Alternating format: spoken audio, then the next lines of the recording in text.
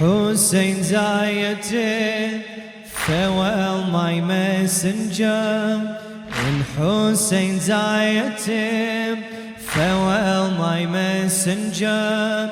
From Mecca to Kufa it ends in Karbala. From Mecca to Kufa it ends in Karbala. Hussein cries out, oh my cousin, what game has Kufa played? O writers of Kufa, upon my household's blood you weighed. In my eyes if he is preyed on, then on me you have preyed. And if he sways from his horse, it's as if the world has swayed. His Lord, his only companion, and after he had prayed, he turns his head and sees beside him no helper, no aid. He turns his head and sees behind him no helper, no aid. He calls out for Hussein. He calls out for Hussein. Hussein's tears of blood rain. Return is the future. It ends in Karbala. It ends in Karbala. Alone in the city, and if he finishes his prayer, the only support left for him sleeps in his ayatih. Even if he turns his head and all helpers disappear, Kufa's mosque and sky and desert cry, oh Muslim, where? Yet his hope flickers when only silence reaches his ear. No friends and no family, only enemies appear. No friends and no family, only enemies appear. He reads Falaq Annas, his sword cries, oh Abbas. He reads Falaq Annas, his sword cries, oh Abbas. And he begins the war. It ends in Karbala. It ends in Karbala. He rises and refuses to be his own tragedy, and within him ignites the blood of Khaybar's family. His allegiance and his zeal is a thing of beauty. He draws his sword and begins the battle, O Ali. An army of angels behind him, tell me who's lonely.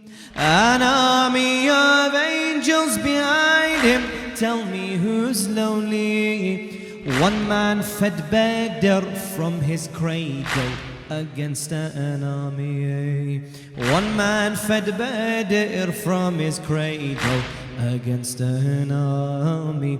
Written upon his palm, Ali's my first Imam. Written upon his palm, Ali's my first Imam, and I'm his defender. It ends in Karbala. It ends in Karbala. Muslim battles alone, yet the hundreds he endangers. If ever he tires, then Hussein alone he pictures. Oh, Bani Umayyah, I'm of Bani Hashim soldiers. The son of Abu Talib to no tyrant surrenders. Is this all that you have brought me? Bring me greater numbers, and the heads of disbelief the sword of faith dismembers. Muslim upon his sword, Shi'i on the blood poured. In Kufa lives Badr, it ends in Karbala. It ends in Karbala. They take Muslim to Ibn Ziyad and he's wrapped in chains. They take Muslim to Ibn Ziyad and he's wrapped in chains. Oh Muslim, where are your supporters? Not a soul remains. Know that our tyranny shall hold Iraq's neck by its reins. And once we have taken your life, we will go for Hussein's. If from giving allegiance to us your cousin refrains, we'll add his children's lives, his women captive to his pains. We'll add his children's lives, his women captive to his pains. To Hussein say goodbye, to Hussein say goodbye. In tears of blood you cry, his cries the skies will hear. It ends in Karbala, it ends in Karbala. Many thanks to the poet Nouri Sardar. أعوذ بالله السميع العليم من الشيطان اللعين الرجيم بسم الله الرحمن الرحيم أعظم الله أجرنا وأجوركم بمصابنا سيدي ومولاي سيد الشهداء أبا عبد الله الحسين عليه أفضل الصلاة والسلام. Dearest viewers, our condolences to you and of course to our awaited Saviour. May Allah hasten his reappearance on these tragic days as we enter the 5th night of Muharram, where things start to feel even more cumbersome than they have done already. And this evening, as you've picked up from this beautiful recitation, we remember the Safir of Hussein, the representative of Hussein, if you like, the Wakil of Hussein alayhi salam, in Muslim ibn Aqil, whose ziyarah we inshallah long for in the holy masjid of Al-Kufa. And when we think about Muslims, sometimes it can be difficult to emotionally connect with him, given that he wasn't present in Karbala.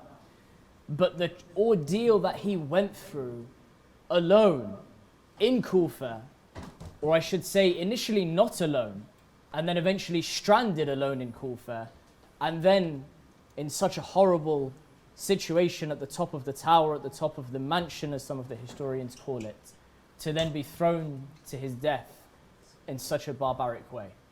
He's a man who we can truly derive an understanding of loyalty, courage, even when you're not in the presence of that individual whom you are representing.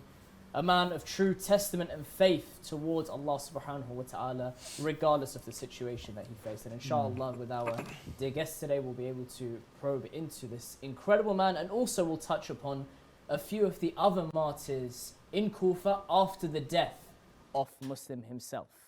Inshallah, Hajj Mustafa, thank you for joining us. Assalamu alaikum wa rahmatullahi wa Alaikum assalam wa rahmatullahi wa I guess with Muslim again, Safir Hussein, he's a man who, again, in some households may not be as well known as the other personalities, yet no doubt amongst the most top-ranking companions of the Imam alayhim assalam more generally. No doubt. Bismillah ar-Rahman ar-Rahim. عظم الله أجورنا وأجوركم بمصاب سيدي ومولاي أبا عبد الله الحسين عليه أفضل الصلاة والسلام. Muslim ibn Aqil, let's not forget that the words of Imam al-Hussein alayhi salam about him in that letter describe the characteristics of Muslim ibn Aqil just in a few lines. Because when the people of Kufa send their letters inviting Imam al-Hussein, he sends his representative, his wakil. And again, this is an infallible, a ma'soom. And this was started by Rasulullah sallallahu alayhi wa alihi wasallam. Whenever he wanted to send someone to represent him, he would send, for example, Ali ibn Abi Talib alayhi afdal salatu wasalam. So Ma'soom's decision is very important. The fact that he sends someone like Muslim, it shows that he trusts him. It shows that not only does he trust him as his family member, but he trusts his ilm, his knowledge, because he's going to a place who have maybe questions, fiqh questions, theological questions. He has to send someone who is a alim, a faqih, a jurist. That's why he says, وَلَقَدْ أَرْسَلْتُ إِلَيْكُمْ أَخِي, my brother, وَابْنَ عَمِّي, my cousin, وَثِقَتِي مِنْ أَهْلِ بَيْتِي. What a title. The trusted one. Who's with Imam al-Hussein?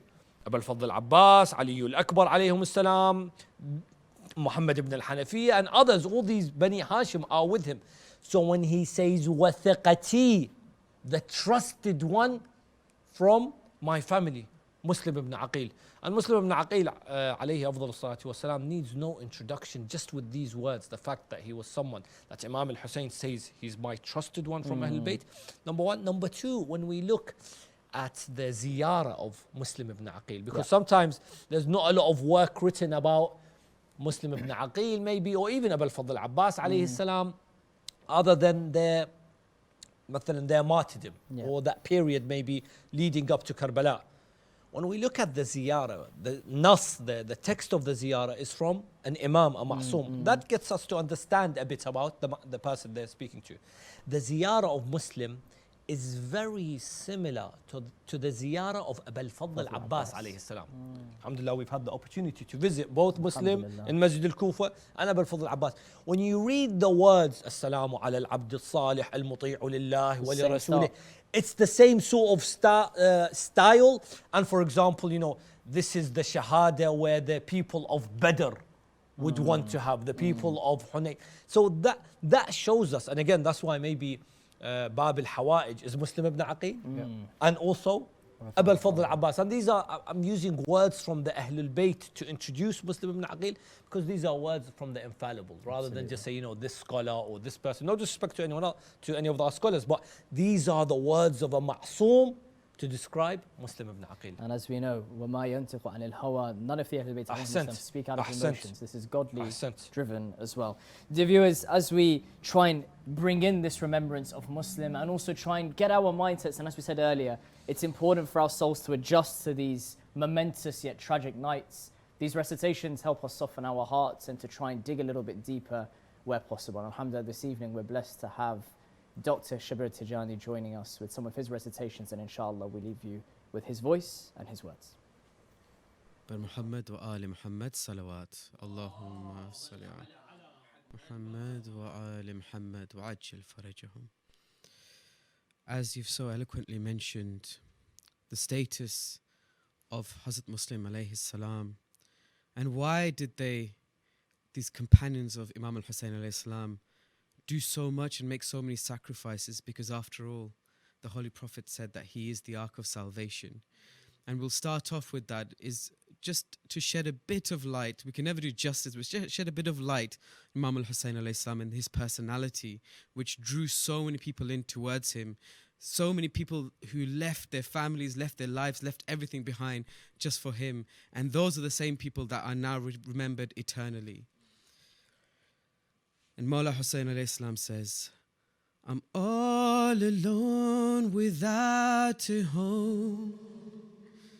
There's nowhere left to go. He says this to the people in Karbala. I am the ark of salvation, trying to guide it through the storm. My back is broken, I've no sight. My loved ones all have left my side. Though in their blood they all have drowned, they've found salvation through my light. Upon the sands I stand alone, there's nowhere left to go. I made this promise long ago, there's nowhere left to go. I move towards the spears and stones, there's nowhere left to go. I am the ark of salvation, trying to guide it through the storm. And Mulla Hussein says, this ark is strong beyond belief. It can withstand oceans of grief. Though every inch is filled with wounds, 1,000 arrows it's received. The course is set far from the coast, there's nowhere left to go. They look at me and laugh and gloat. There's nowhere left to go. I am attacked, though they all know there's nowhere left to go. I am the ark of salvation, trying to guide it through the storm. When I was born, the prophet cried and told my mother how I die. He will be drowned in his own blood. There will be no one by his side. This was my fate since I was born. There's nowhere left to go. In history I will be known. There's nowhere left to go. This final stand to all will show there's nowhere left to go. I am the ark of salvation, trying to guide it through the storm. And then Mulla Hussein compares this ark to the ark of Prophet Nuh. Just like the animals were saved when Prophet Nuh was asked to make by God an ark to ride the waves, the task I have is just the same, to save the righteous and close. There's nowhere left to go. Defeat the enemies of God. There's nowhere left to go. To give humanity a hope. There's nowhere left to go. I am the ark of salvation, trying to guide it through the storm. There's no illusion, I'm aware.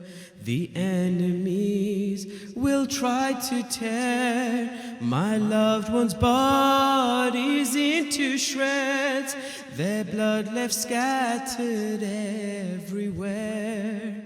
To save religion is my goal. There's nowhere left to go. My loved ones trust me, young and old. There's nowhere left to go. This is the path that we all walk. There's nowhere left to go. I am the ark of salvation, trying to guide it through the storm. They say that love makes memories, and with all hardships will come ease. Stand for whatever you believe, and you will make your destiny. I know this deep within my soul. There's nowhere left to go. Though I know they will crush my bones, there's nowhere left to go. I trust in what Allah has told. There's nowhere left to go. I am the ark of salvation, trying to guide it through the storm. I'm all alone without a home. There's nowhere left to go. I am the ark of salvation, trying to guide it through the storm. Allahumma salli ala Muhammad وآل محمد وعجل فرجهم. This concept of loneliness that's just been described, that Hussein alayhi salam, you'd imagine, would feel this ghurba, that each of the imam would feel, because they, as the imam alayhi salam, were the only imam at that time, they feel this ghurba, they feel this loneliness.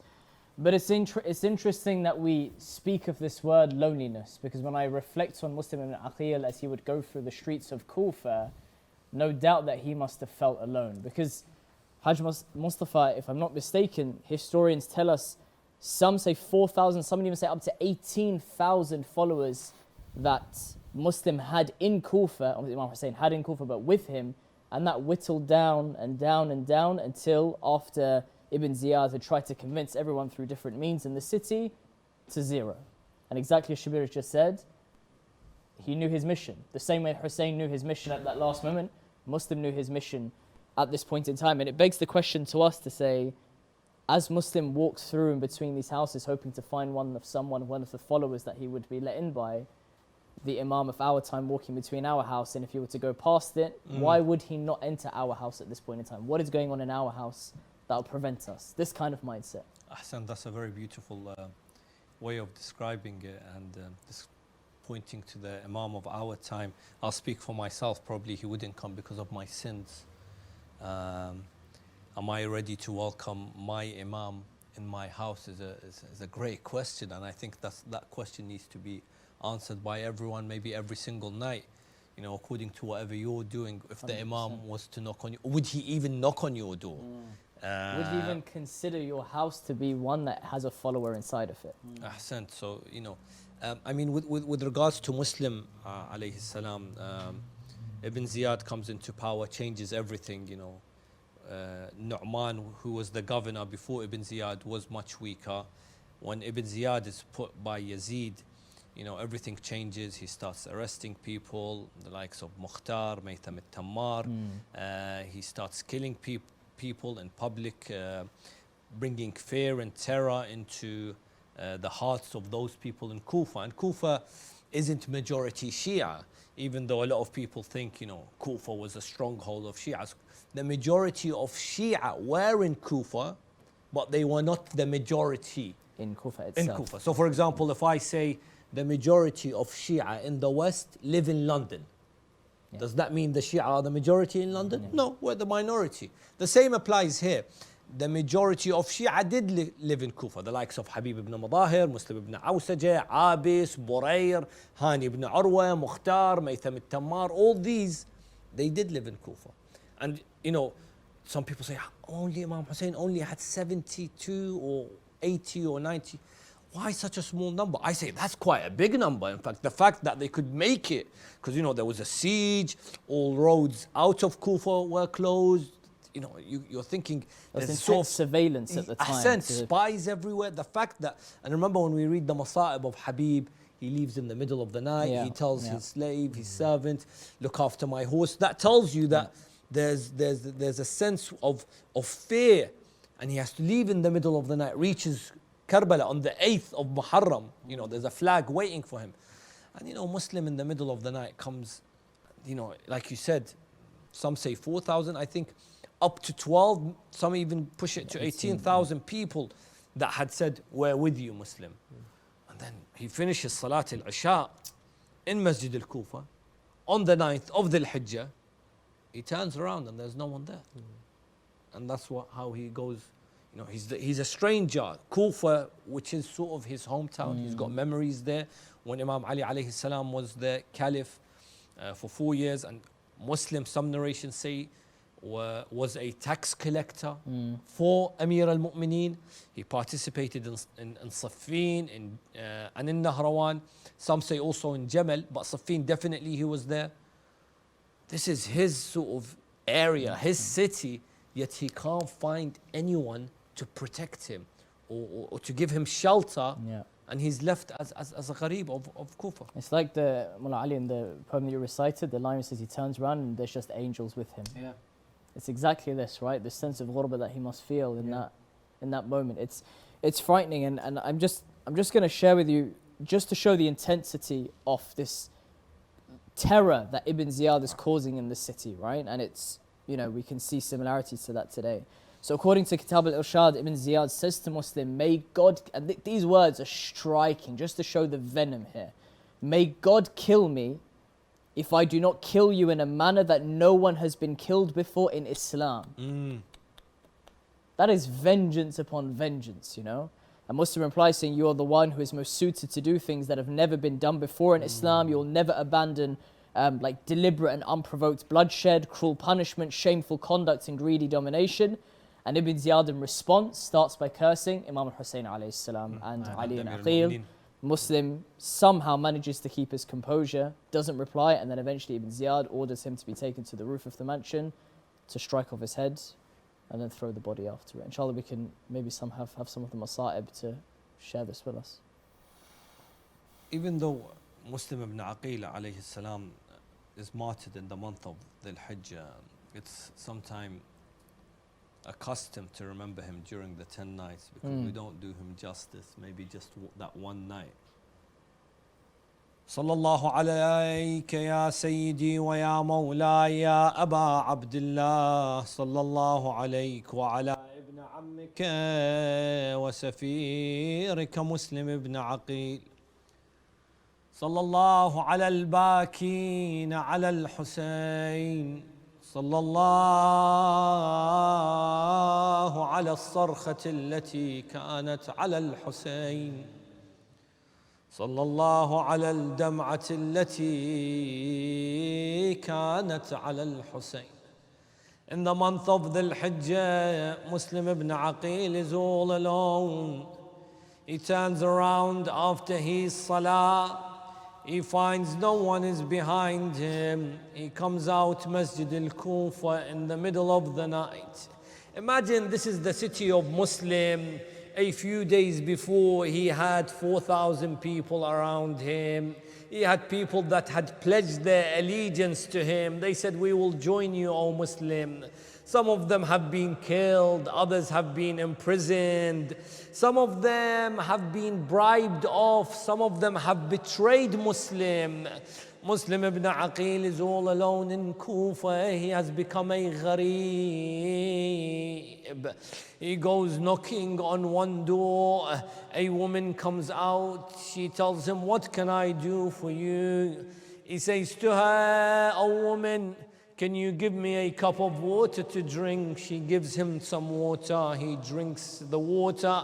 When she comes out a second time, she sees Muslim ibn Aqil standing there. She tells him, oh Muslim, oh man, I am a woman, I fear for myself. Are you not a Muslim? Why are you at our doorstep? This line, it kills, it burns the heart.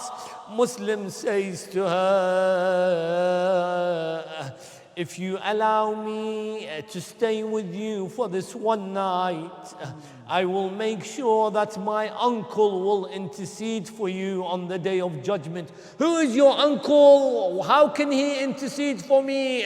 He tells her, my uncle is the commander of faithful. My uncle is the lion of Allah. My uncle is the equal to Rasulullah, nafsu Rasulullah. My uncle is Ali ibn Abi Talib. She starts crying. She says, Sayyidi wa Mawla, you are a stranger of Kufa now. You are a gharib. She lets him in her house. I say, mu'mineen, mu'minat. Muslim ibn Aqil was a gharib in Kufa. But there was also another gharib in the plains of Karbala. That gharib, he had no one to shelter him after his companions had been killed. After his brother had been killed, after he stood there and he said, Al-an inkasara dhahri, my back is broken. After he put his cheek on the cheek of his son Ali al-Akbar and he said, Ala al-dunya ba'daka al-afa ya Ali. After he stood there next to the feet of Al-Qasim as they were moving from the pain, and he said, "O Qasim, it is difficult for your uncle to hear you scream, and what makes it more difficult is that I am not there to aid you." He goes through all of this, then he is the gharib on the plains of Karbala when he screams out one final time, "Ala min nasirin yansuruna, ألا من ذاب يذب عن حرم رسول الله." That's the ghurba of Aba Abdullah. We go back to Kufa. Muslim, he spends his final night just like Aba Abdullah in supplication, in prayer, until Ibn Ziyad sends an army. He fights bravely, but what breaks the heart is that Muslim ibn Aqil, those authors, those historians that speak about the maqtal of Muslim, they say he went through the same as his cousin Aba Abdullah. What do I mean, my dear brothers, my dear viewers? He went through the same pelting of stones, that stone that hit the Mawla on his forehead. He also went through the same in his final moments when he asked for a cup of water. Every time he wanted to drink water, the blood from his mouth would fill the cup of water, so much so that after the third time he would say, "Sha Allah an yarani qatil atshan." Allah's will is to see me killed while I am thirsty, just like those on the plains of Karbala. I end with this one line that breaks the heart. We go back to Karbala. لا يومك يومك يا أبا عبد الله روحي لروحك الفدا. May my father and mother be sacrificed for you. Aba Abdullah al-Hussein, in his final moments, he would be laying there. In fact, let me take you back to Medina. Fatima al-Zahra alayha salam would tell her father, would tell Rasulullah sallallahu alayhi wa alihi wa sallam, "Rasulullah, I feel something strange about Hussein." He says, "What is it, my dear Fatima?" She says to him, "My father, Rasulullah, Hussein every now and then comes to me and says, Ummah ana atsyan. Oh my mother, I am thirsty." On the plains of Karbala, he would lay there and he would say, "Wa haqqa jaddi atsyan." I swear by my grandfather, I am thirsty. Ya Rabb al-Husayn, bihaqq al-Husayn, اشفي صدر الحسين بظهور الحجة.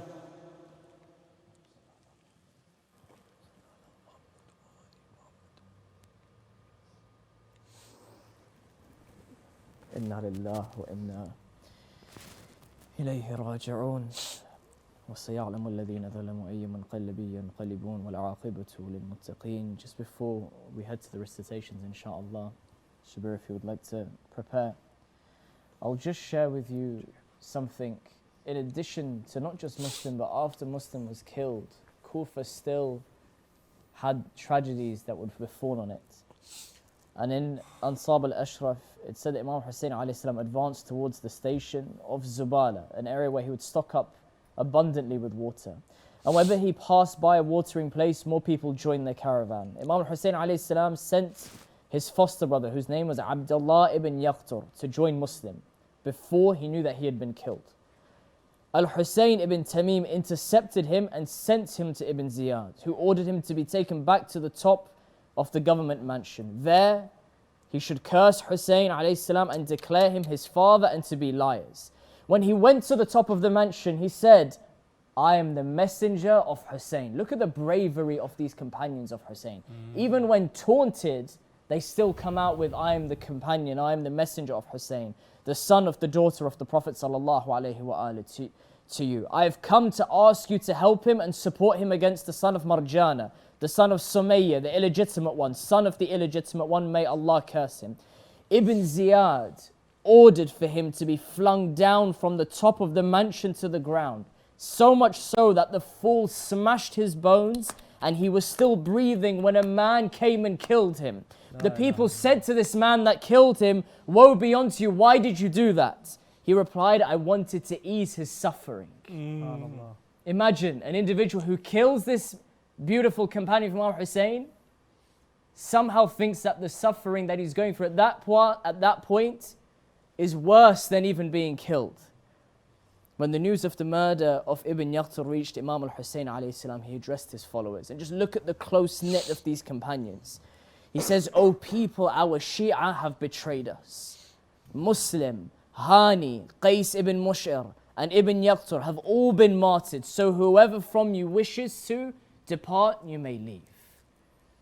If they cut their body into pieces, they would still call for Hussein. If they would throw them from the top of buildings, they would still call the Hussein.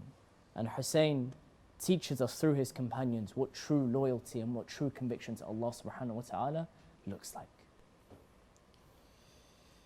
These tears that we shed in the remembrance of Imam al-Hussein alayhi salam and his companions, they not only soften the heart, but they strengthen the will. And inshallah, I just want to present one poem, and I want everyone who is here with me in the studio to recite with me, and everyone who is watching at home to recite as well, because your wills are now strengthened through the grief and through mourning Imam al-Hussein alayhi salam.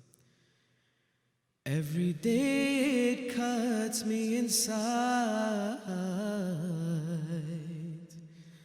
I'm so very far from your side. I would give away these eyes just to catch a glimpse of your shrine. If I have to cross the seas and every desert in between, I will come crawling to you, Hussein. They can cut my arms and my legs, they can take everything that I have. I will come crawling to you, Hussein. Everybody together. I will come crawling to you, Hussein. I can tell you that I'm insane in the love of my master Hussein. In this universe there's no pain that can ever keep me away. Every inch that I come your way, every beat of my heart will say, I will come crawling to you, Hussein. I will come crawling to you, Hussein. I will come crawling to you, Hussein. If I lose my family and friends, and my life's coming to an end, if I lose my feet and hands, if I can no longer stand, if I stumbled 1,000 times, if the journey's 1,000 miles, I will come crawling to you, Hussein. I will come crawling to you, Hussein. I will come crawling to you, Hussein. This is now my state, O Hussein. I am so overwhelmed with pain. Who can I turn to and explain all the grief that my heart now contains? Who can I now call for help, pinning all my hopes on yourself? I will come crawling to you, Hussein. I will come crawling to you, Hussein. I will come crawling to you, Hussein. They say in the final moments of anyone, before they pass away, they see the life flashing before their eyes. And I just want to finish on this one final thought, this one final verse, that inshallah, as the true believers of Imam Hussein alayhi salam, may we have the opportunity when we're leaving this world to see his beautiful face, as did the companions on the day of Ashura. They say, when you breathe your last, you recall your entire past.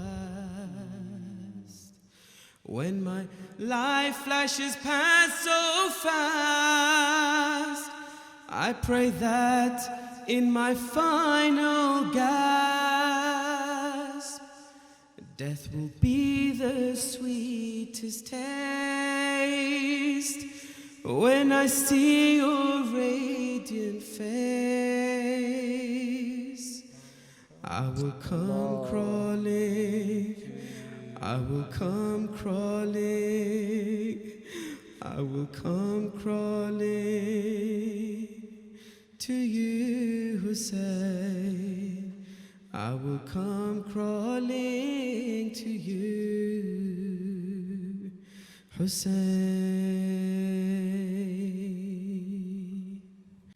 Muhammad wa ali Muhammad salawat. اللهم صل على محمد وعلى محمد. أحسنتم. اللهم ارزقنا زيارة الحسين في الدنيا وشفاعة الحسين في الآخرة. It is truly heart-rendering to think that those companions in Karbala had the opportunity to see in their last moments Imam Hussein alayhi salam attend to them, to care for them, but also that they would be inspired towards the heavens with the grandfather of Hussein, Rasul al-A'zam Muhammad sallallahu alayhi wa alayhi. And it is our journey during these 10 nights of Muharram to soften the soul, to remove the dirt, and to attach to the purity of Ahlul Bayt alayhim salam. For us to use these words of poetry and inspiration, not just to lament, but to wake up and make a change, to go away from any oppression that we may be doing that is like that of Yazid, and to go towards the peace and harmony and love and blessings and forgiveness of Hussein, which are the manifestations of Allah. So in this night, the 5th night, the night where we remember in this majlis that of Muslim ibn Aqil, a fallible individual, but a man who was so close and if not had reached perfection. A man so trusted by the Ahlul Bayt alayhim salam, and remembering that this doesn't just come naturally, this comes with effort, with willingness to change, with a hunger to change, with a passion to get closer to Allah subhanahu wa ta'ala, with a realization that I need to prioritize in my life, to put away that which has been taking me down of my hawa and nafs towards those desires that I shouldn't head to, and head towards Hussein, head towards Allah subhanahu wa ta'ala, so that inshallah, as Shabir has just beautifully recited, that when we take our last breaths, the Ahlul Bayt alayhim salam are there to be present with us, so that they may intercede for us into the transition of the next world. Dear viewers, 5 nights remain until the day of Ashura. These are nights to write down that change, to be inspired by those individuals. And if you're struggling, perhaps take a moment to look within. Maybe there is something that is important for you to identify, to rid of, or something that's important for you to get into. Maybe it's your prayer. And if it's your prayer, take those first steps during these nights through the inspiration of Hussein alayhi salam, who under no circumstance would leave the prayer even in the depth of battle. May Allah make this journey easy for you, but also may you embrace the challenges that He wishes to test His servant with.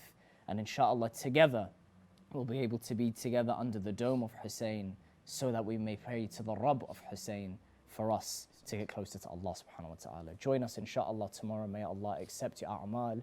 Wassalamu alaikum wa rahmatullah wa barakatuh.